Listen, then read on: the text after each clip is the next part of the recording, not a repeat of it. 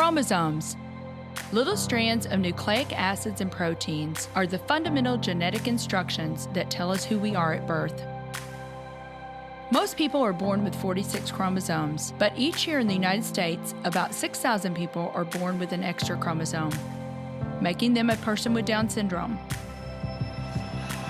If you've ever encountered someone with Down syndrome, you know that they are some of the kindest, most joyful people you will ever meet.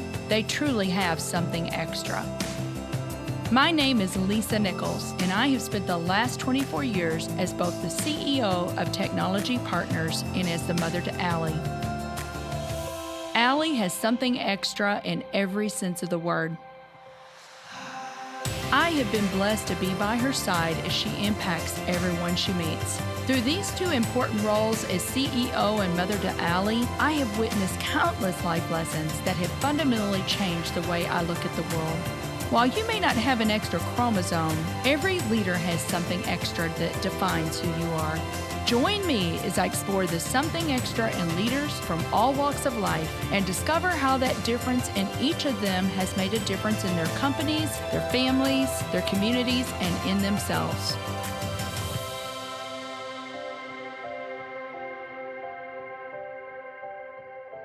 I am thrilled to have José Zeilstra on the show today. José is the CEO of Gender Fair, a platform that uses data analytics to determine an organization's progress toward gender equality and diversity.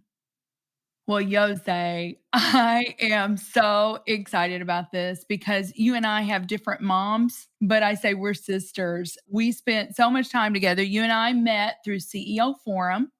And you've been in CEO Forum for a long time, almost 20 years, right? Yeah, and there's a whole story behind that. When I came into CEO Forum, I started in the Spiritual Leadership Institute, and you were my mentor. So I was thinking about that this morning.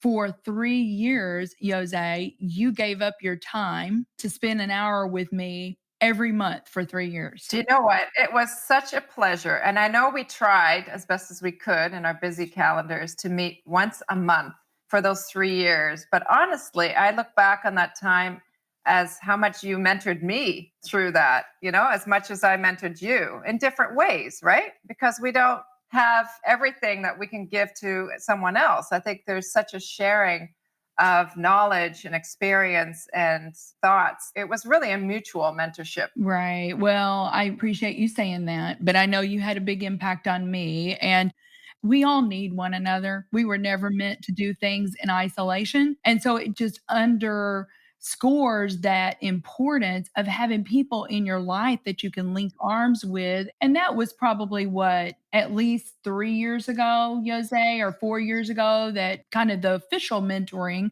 stopped. But I know at any given time, if I had a question or if I needed something, and I have leaned into you, I know I can call you. And we just developed such a great relationship with that 3-year period, and it continues today. So I'm just so excited about this. I'm going to take it back. And I know you did not grow up in the States. You grew up in the Netherlands. Let's talk about a little bit how you grew up and education journey, and then we'll get into career and a lot of other things. As you mentioned, I grew up in the Netherlands and had a wonderful extended family there. When I was about 9 years old, my parents wanted to take a vacation. They love to vacation and travel. So we traveled to Canada and we did a cross-country trip. And my parents absolutely fell in love with that country. Came back to the small country of the Netherlands and said, you know what? Canada is such a better country to raise children in. Like, there's open space and there's nature, and people were so beautiful and friendly. And, they started thinking, that maybe there's an opportunity. And my parents were quite young, but over the next couple of years, they made it happen. And we immigrated when I was 12 years old to Calgary, which is a beautiful city an hour away from the Rocky Mountains. And, they were probably right in that we had an amazing youth there, through my teenage years, went to a great school with a lot of outdoor activities. And it really helped me appreciate more of nature and just being outside. I mean, obviously the winters are very cold, but we became good skiers and just really enjoyed life there. And then after I graduated from high school, I moved across country to Ontario to go to a school there. And that began my educational journey post-grad and undergrad in sociology, and then an MBA. And then I was ready for my next adventure because I thought, Calgary is now too small for me. I need to go. And I did this kind of a similar thing as I went on vacation with some friends to New York City. And I thought, wow, this is an amazing city. I have to move here. And that began a journey of, working with a consulting house. And, I've been here ever since. I didn't think I'd stay here as long as I have. This has been a long time now. But, I think once you get kind of settled into your career and then marriage and family, it's really hard, as my parents did. It's, I find it harder now to make that move. Yeah, it's been quite a journey. So let's talk about your career. So as you said, you started at Cooper's. Price Waterhouse, yeah. Price Waterhouse as a strategic consultant. Yes. And you were there for what? 8 years. But, I loved the consulting business and I thought it was a good career choice. I didn't know what I wanted to do, to be honest with you, but it was a great opportunity to kind of look inside of different organizations. And also I traveled a lot. So I was single. I didn't just live in New York. As soon as I moved to New York, my first assignment was in Indonesia. And I love New York. And I'm like, well, I moved to New York to live in New York. And they're like, no, we have a really important assignment in Indonesia. So I did that. And then I came back to New York and they're like, oh, well, now that you have Asian experience, I'm going to send you to China for a year. So here I am again. I'm writing my post-dated checks to my landlord, in a great little apartment. And, I was again in Asia. And a lot of people would say, well, why would you want to go to China? And I would ask them, I said, well, have you been to China? And they're like, no. Why not? Right. It was such an eye-opening experience because it was a lot different than China is right now. You just didn't have cars on the road in Beijing. The culture was so different. And I just learned so much. And I think, when you're abroad like that, you're given a lot more responsibility than perhaps you would if, it stayed in New York. And after just over a year of that, I came back. And again, I worked across, to different cities. I lived in Europe as well, in France. And then I did a stint in San Francisco, which is a great city. I was there for a year and a half, and then Atlanta. So I really spent the good part of the 8 years while my home was in New York City. I was really on the road for most of it, and I enjoyed it. But, after 8 years, you really do get a little bit tired of the drive. But yeah, I always say that to young people. If you have the opportunity to do that with a consulting firm, do it. I mean, because you got so much experience, didn't you, Josie? Yeah. What a rich experience to start out with. But at some point, you made the jump and you went over to JP Morgan. Yes. And you were there for about 6 years. But you took all of that knowledge and eventually, I think you were put on the team when they were doing the merger and the integration with Chase. Yes, you that's were right. on that team. What another amazing experience. And I'm sure you learned a ton. JP Morgan was a whole different industry. I was still doing a little bit of internal consulting, so helping leaders execute on their strategies. And then when the merger hit, none of them had even been through a merger before. On the Chase side they had, but not the JP Morgan side. So there was a lot of nervousness around it. And, I always helped them focus on the people and the culture rather than just the financials. And I think that's how mergers, succeed or fail. It's, do you just focus on the financial performance, or are you really looking at what's underneath? People call the softer, but it's really the harder side. It's really getting people and culture on board to make that's a success. So that was really a great experience. And to your point, when those fail, oftentimes it's because, they didn't do enough work to align the cultures. Isn't that right, Jose? That's right. That's right. Wow. What an awesome experience that you had there. This was probably about the time that you and David got married. And then fast forward, then you have these 3 little boys, just a lot of things. And I know, Jose, you were spinning a lot of plates. And I always say, I always look for the one that was wobbling the most. And you may have to go over there and get that one stable. And, but I know that we have a lot of women listeners. I'd love to hear your advice to women that are juggling a lot of different things. Well, first of all, there is no such thing as balance. And as you said, you have to look for the wobbly plate, or you have to prioritize your time in the best way you can. But I always looking at what are the non-essentials, right? So do I want to spend the time after work with my kids or cleaning the house? Do I want to spend the weekends doing laundry and cleaning the house? And, we were fortunate enough that we brought in a nanny to live with us to save on some of the money, but to have someone there, because there's always things that a child gets sick, or, if they're not in school, or there's there's always things that come up, and just to have someone in your home. And, when they got older, we had au pairs, and au pairs is a great program because it's not that expensive, but there's someone there that can help, with the dinner, with the laundry, with the homework, and driving. Driving is a big thing, right? Because you're driving, nonstop with all these different sports. And moms tend to feel guilty because you think, oh, well, I have to do the pickup. Guilt is an unfair emotion, and I think if you can find, and it doesn't have to be paid help, but if you could maybe share that with another family. One of the things, that was important when the kids were young was date night. And we had neighbors across the street. And at the time, we didn't want to spend a lot of money just to go out for dinner. So our neighbors, we would switch homes. So we would say, okay, you come over and babysit our kids with your kids. And then one of the parents would go and put the kids to bed, and the other one would stay until we come for one weekend. And we'd switch off and on weekends. So we saved on babysitting costs, for example. And there's always these little tricks that you can do to help cost, things that you can do. The one thing, with 3 boys is laundry. I did have a lady come in when we didn't have a nanny anymore just to do laundry. And sometimes you think, well, why am I spending this kind of money on someone to do? And it wasn't expensive. I think it was like $15 an hour, but it would take her all day, to do laundry. And I thought to myself, well, sometimes you have to prioritize. Maybe you give something else up because laundry seems to be just one of those things that is such never a time ending and never ending. And I'm like, just for someone to do that, I would happily give up going to out for dinner or do something to compensate for that. So you have to, like I said, prioritize. Sure, I understand that.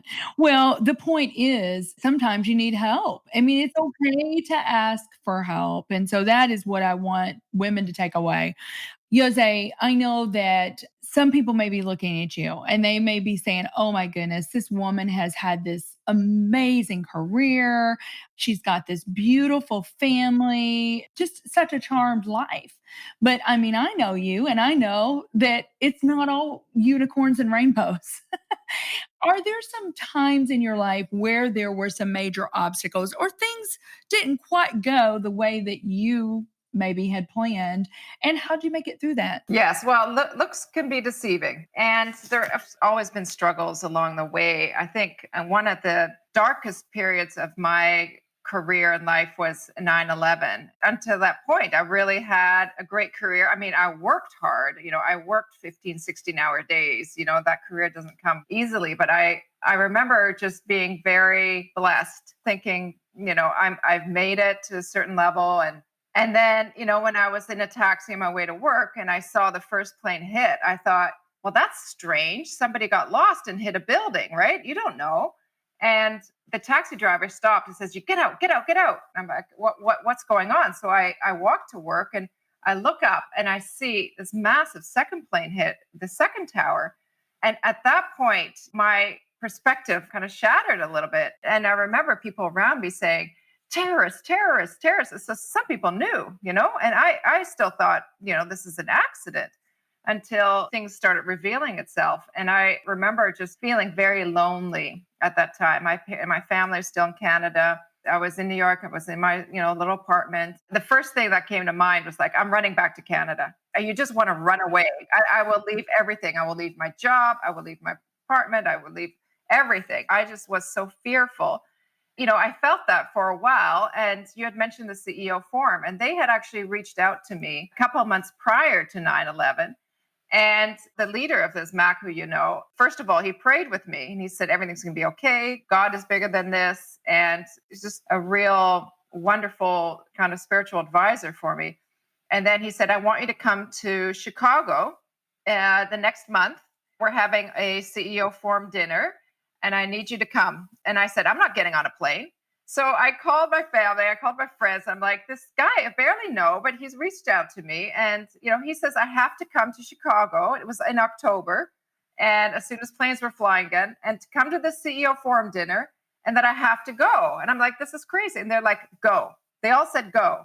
So it was the following month, planes were flying. I went to Chicago. I didn't know, anybody at the dinner. And these people were the most amazing people. I was the only female. And they reached out. They were just amazing faith-based people. They cared for me and prayed for me. And sure enough, one of the guys at the table turns to me and goes, "Are you dating anyone?" And I'm like, "Me? No." And I'm like, thinking like, "No, I'm coming here for spiritual support." And he goes, "Oh, no, not for me. I just know somebody that you might like." And I'm like, "Well, here's my card, but I'm not really interested." So that was on like a Tuesday in Chicago. On a Wednesday, I went back to New York. And the following day, I remember going to the opera with some friends in New York.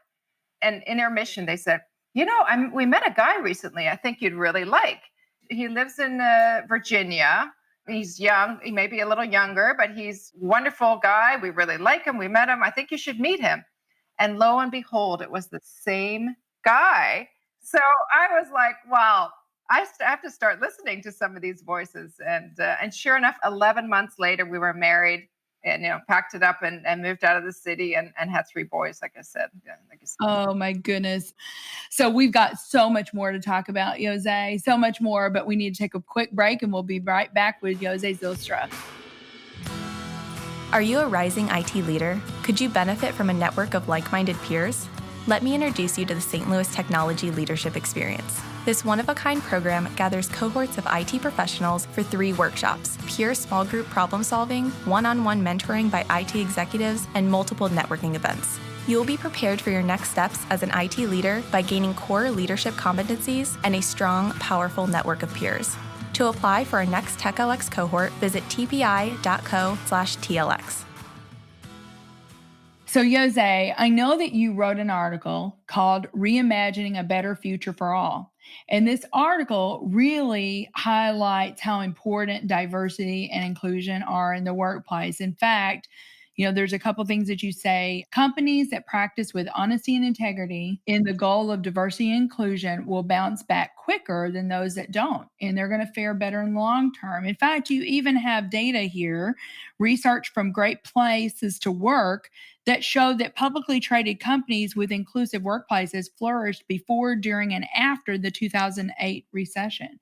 And so I know you've done so much work in this area, and it's always been important. You've worked with women forever on women empowerment type programs and things like that. But tell our listeners a little bit more about that. Yes, and thank you for referencing that article. And the real point was that I think those companies who recognized how important people were to their organization and that they have to bring their authentic selves to their jobs, their whole selves to their jobs. I think those companies, had built that trust relationship with their employees. And those companies who had not invested in that, the care of their employees, are, behind the ball when it comes to being able to bounce back and be able to keep their operations going as easily, as some who had built that trust and relationship with their employees. I think 2020 was such a shock for many and still is very hard for employees. But I think being able to recognize, employees' needs, where they are, and respond appropriately. We saw a lot of companies, especially after George Floyd, when you look at their website, it used to be very white and male. And then all of a sudden after George Floyd, you see the website all of a sudden be diverse, but when you go behind, and look at their leadership, it's still the same, as it was before. It was a bit of window dressing, I have to say. And, not all the companies needed to do that because they were already there. They were already diverse, both internal and externally. Investing in people, and those companies that have been doing that for many years are able to ride this challenging time a little easier than those who hadn't. Well, okay, so that brings me to something I am super excited about, and what you're doing today, which I know you've been working on this for about 3 or 4 years, Jose. It's not just something that you thought about yesterday and voila, here it is today. I mean, you've been preparing, you've been gathering the research. What you're doing today, you're the CEO and you're the founder of Gender Fair. And I am so excited about this. I'd love for you to tell our listeners more about Gender Fair. Gender Fair in its simplest form is like fair trade, but for women. When you look at companies who pledge, make a lot of pledges, they continue to make pledges. One of the pledges that was made years ago was to the UN Women's Empowerment Principles, we call the WEPs. And these were just guiding principles of creating a safe place to work, having equal balance of genders in leadership, providing good benefits for their employees. So those type of things were guiding principles, but there was no way to measure a company as to their progress, or even if they're making any progress on it. So we created these metrics around those guiding principles, and there's 18 metrics and 5 pillars. So we look at companies' leadership, both on the board as well as the executive leadership and through management, and if they have leadership development for women. We look at employee policies, whether it's maternity and paternity leave, because paternity leave is almost more important than maternity leave, and other policies from work-life balance and sexual harassment program in place, in the Me Too movement, that was really important, as well as if they've done a pay equity assessment to make sure that there is not any kind of discrimination. And then we look at advertising, and I think this is a really important one because, you want advertising to be inclusive and break some of those stereotypes, because if you can't see it, you can't be it. And there were a lot of advertising out there that I think they objectify. Also, there's advertising or imagery that have been made over so much that they don't look real anymore. We assess that. And then we look at if a company provides diversity reporting and makes that public. Even if a company is not great on diversity, but just reporting it is a step in the right direction, right? Because then there's transparency, right? And accountability, and you get credit for that. And lastly, we look at if a company helps invest in the community of women and girls, whether it's through STEM education, because we know how important that is. Companies, through their CSR programs are doing a lot more in the community so that, women and diverse populations are thriving. Mm-hmm. I love it. And I have told you that certification process, because I know we're certified in certain areas, and it's a rigorous process that you go through. I will tell you this, when you go through those processes, it certainly does highlight your gaps. Yes. So even if you still got work to do, at least you're measuring it. And one of the things I know that you've said is that we as consumers, we have a lot of power. Mm-hmm.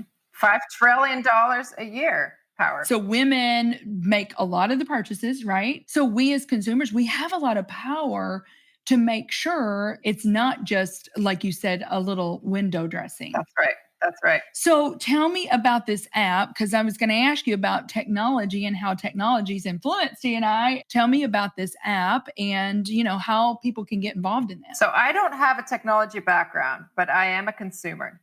And I want to make it easy for consumers to shop their values. So if this is something that's important to a consumer, whether it's gender and diversity, or whether it's animal rights, or whether it's sustainability, well, this is one way for those who care about gender and diversity to have this information at their fingertips. We had an app before the one that we just launched last December. The one before was very informational. It was very good. Melinda Gates wrote all about it in HBR, but I didn't think was very consumer friendly. So what we created, and we spent most of 2020 doing this, yes, is to allow for a scanning technology. So you can scan a logo, because not every product has a barcode. So we said, well, let's go with the logo. Every company has a logo. We started with all the publicly traded consumer-facing companies. There's over 700 companies and 2,500 brands. And you have to map brands to companies, because you probably don't shop Unilever, you don't shop Procter & Gamble, or you shop Dove or Aveeno or Colgate. So you have to map all the brands to the companies, because we only assess companies. So now you're able to scan a product and you get a score. And we rate companies on those 5 pillars on a 100-point scale. Any company that has 70 or more is gender fair.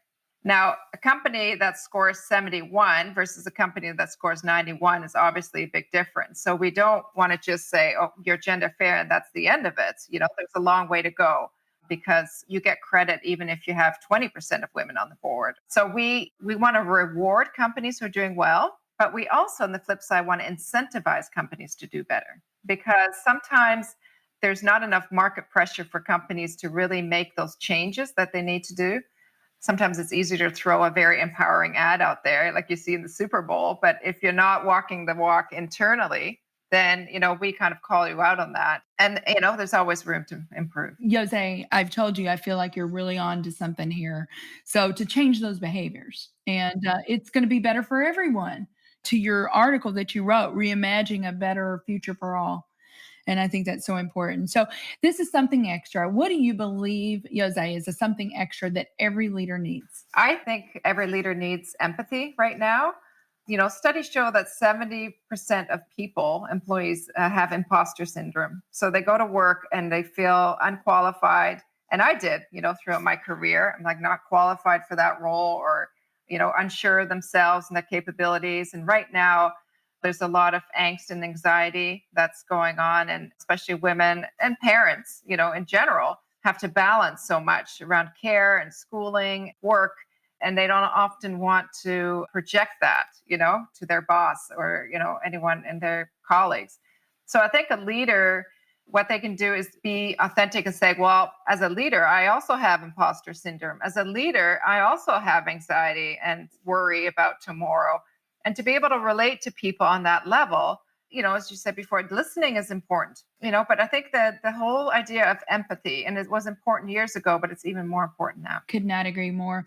So, Jose, I want to give you the opportunity to talk about whatever it is you want to talk about and how our listeners, if they're interested, how they can get involved. As we talked about gender fair, of course, that's my passion right now. I've always been very passionate about developing women and developing underrepresented groups. I think that's the future. We need to invest in, especially our Black population, who is not always paid the same as their white counterparts, and have certain struggles that we just don't have.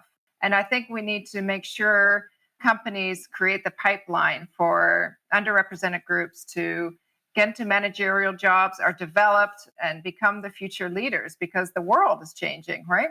And just to plug Gender Fair, I just think, the more people that download the app, use it, and then encourage companies to do better, I think we're not going to go back. We want to go forward, and we want to make a world where everybody feels like they belong. Yes, and a rising tide lifts all boats. We can all make a difference in changing this narrative. So I just love that. So Jose, this has been so much fun. Thank you so much for making the time to be on the show, and I'm sure we'll be talking soon. I know we will. Thank you. Thank you for listening to today's show. Something Extra with Lisa Nichols is a Technology Partners production. Copyright Technology Partners, Inc. 2019. For show notes or to reach Lisa, visit tpi.co/podcast. Don't forget to leave a review on Apple Podcasts, Google Play, or wherever you listen.